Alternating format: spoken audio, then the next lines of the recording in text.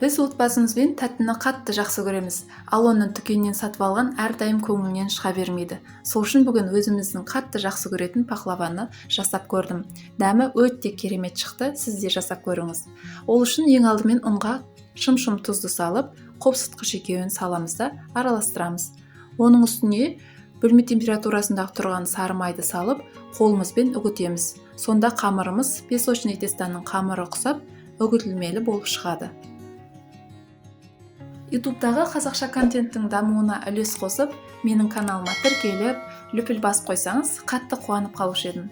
Енді жаңағы үгітілген қамырдың үстіне жұмыртқа мен қаймақты қосып, қамыр етіп илеп шығамыз. Қамырымыз жұмсақ әрі қолға жабыспайтын болады. Оны салафанға салып, жарты сағат бөлме температурасына қойып қоямыз. Енді пахлаваның салмасын дайындаймыз. Ол үшін грек жаңғағын майдалап, езіп шығамыз. Мен оқтаумен істеп шықтым. Егер сізде блендер болса, онымен істесеңіз өте жылдам болады.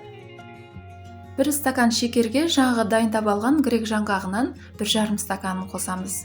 Сосын оны жақсылап араластырып, дайындап аламыз. Осымен салмамыз дайын. Тұнып тұрған қамырды бірдей етіп 4 бөлікке бөлеміз, және оның үшеуінен тағы да кішігірім алып, бір қамырды үлкен етіп жасаймыз. Ол біздің пахлаваның ең астыңғы бөлігіне кетеді, сол үшін үлкендеу болғаны дұрыс. Барлық зуала қамырды жіңішке етіп жайып аламыз.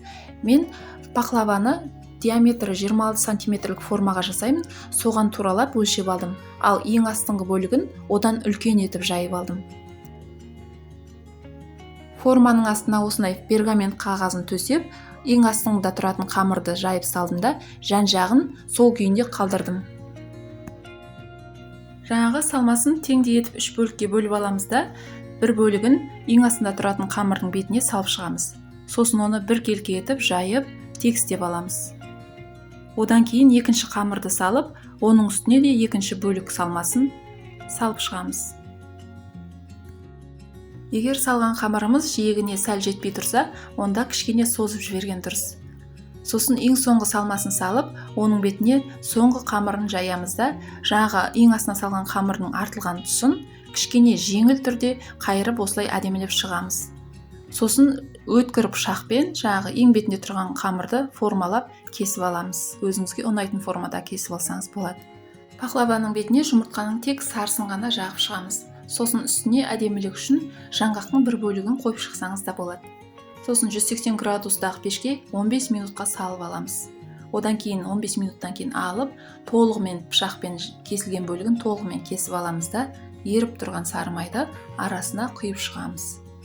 Сосын қайтадан пешке салып 180 градуста 40 минуттай пісіріп аламыз. Мінекей пахлавамыз пісіп шықты. Менде кішкене қызарыңқырап қалыпты, бірақ онда тұрған ештеңе жоқ. Ал мен сироптың орнына тек таза табиғи балды құйып шықтым. Егер сіз қаласаңыз, сироп жасап, оны да құйсаңыз болады.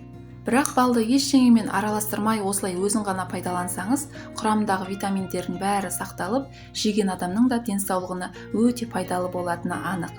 Ал дәмі сөзсіз тәп-тәтті болып шығады. Сіздермен болған Замира, келесі видеода кездескенше.